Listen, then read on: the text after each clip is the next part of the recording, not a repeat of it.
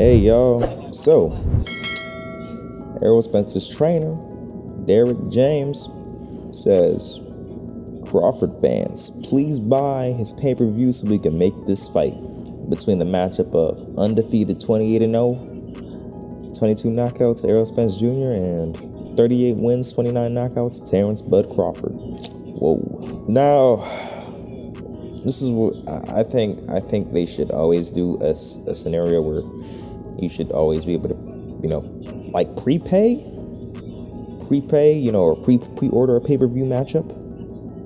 They should do a pre-order of the Spence versus Crawford matchup. I think it's going to build anticipation because people look at it. I think the pre-order would help mentally for the audience and viewers. Well, if they're trying to promote the fight, yeah, I think this pay-per-view is big enough so they could pre-order it, like make a pre-order thing for it, and they should do this for like a huge magnitude of fights. Terrence Crawford is not the biggest pay-per-view seller, but I think if people will pre-order this pay-per-view and they are willing to participate into supporting this fight to make it happen, this fight may do very good. This fight may do very well. I would even predict, actually, if this took place years ago in a time where there was less or it was harder to, illegally stream online, this fight would probably eke over about 800,000 pay-per-view to 1.2 million, in my opinion. These fighters are not any Floyd Mayweathers or anything, but they do have a sort of reputation. And I think there are millions of people who pre-order, not pre-order, but there are millions of people who illegally stream instead of buying the actual fight. Like there were 800,000 pay-per-views, or 800,000 pay-per-views for the Deontay Wilder versus the Tyson Fury fight, when there were over 10 million people who watched it and illegally streamed it, I think, or who watched it in total, including illegal stream, and that's crazy. That's crazy. If some of those people couldn't afford that stuff, there would probably be a lot more pay-per-view, man. Probably over 1 million pay-per-view sales. It'd be drastic. It'd be pretty drastic.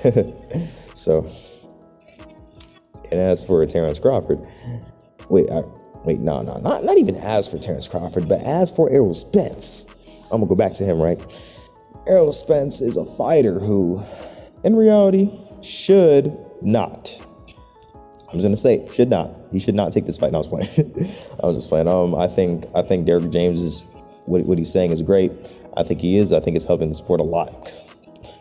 Telling people to buy these pay-per-views because these fighters need money. I understand, and also, to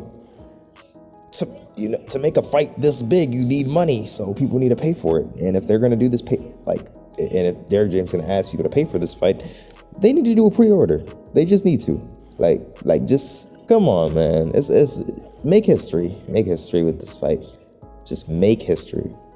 This fight is history in the making, man. This fight is absolute history in the making. From all the talk all the way back in 2017, back when Terrence Crawford beat Julius Ndongo, all the way back to 2017 when Errol Spence beat Kell Brook. Look, Errol Spence has 3 of the titles. Terrence Crawford has the 4th belt. What is there left? What is there any obstacles? What any obstacles are being made? What is the last obstacle other than politics? Man, it's crazy. And it's sad. It's sad, It's sad. Crawford's demanding heck of money. People don't know who's scared and who's who. My opinion personally, I think Errol Spence's claim to take 50, 60, 40 is valid. On the other hand, I think Terrence Crawford should take lesser pay. I think he's asking for too much. I understand he's worth a lot more, but if you're not selling that well, don't ask for too much money, especially if, Showtime can't really fund that much for it. I understand they have money, but for the fighter that you are, $15 million for a Spence fight probably may be a little bit too much, especially for how performances have been doing on the network too. Recently, the most recent fight, Danny Garcia versus Jose Benavidez, has done 400,000 pay-per-view, man.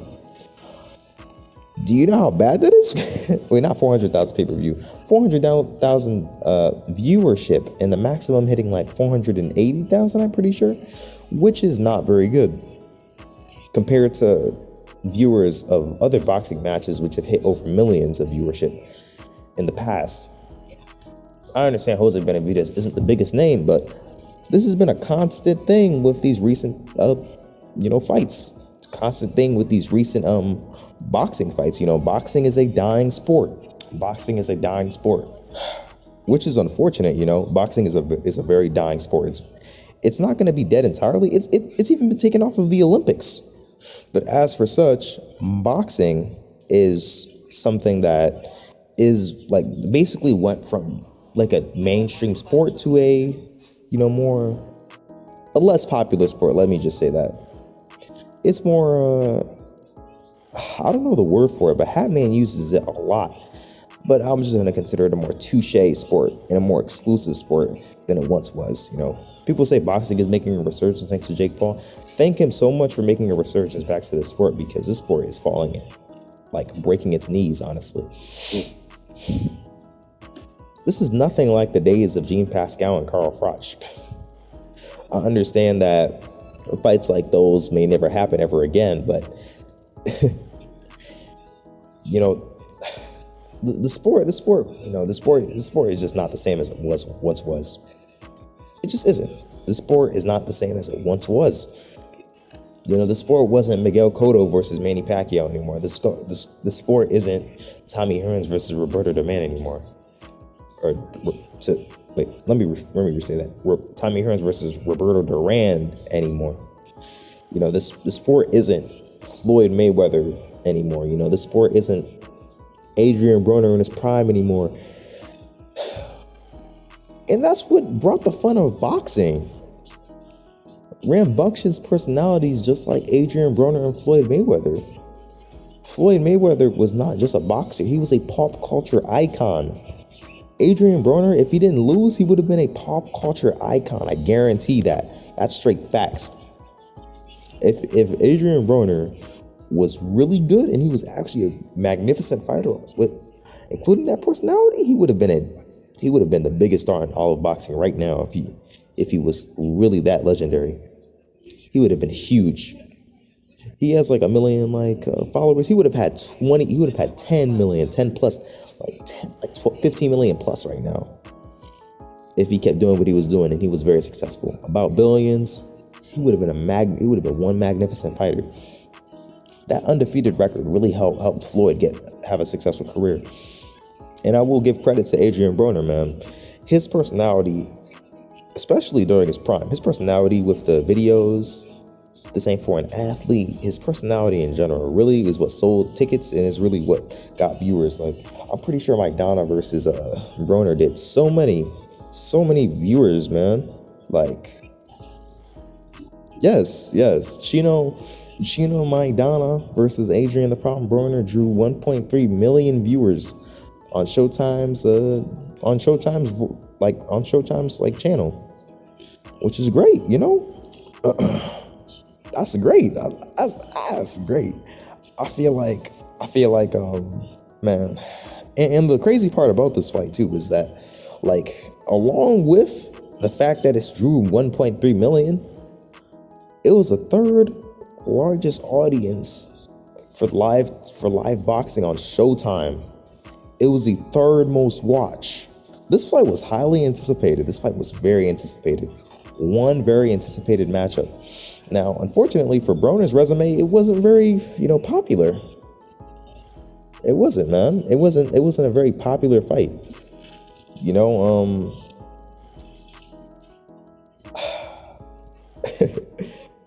Shoot. It's just crazy how big of a star Broner could have potentially been as a fighter. Like, compared to some of these other fighters, he could have been so magnificent in terms of his size. Broner was such a legendary fighter. Such one. And, fighters like Crawford don't really share that same charisma. They don't really share that natural charisma, The sport isn't as fun with fighters like these anymore.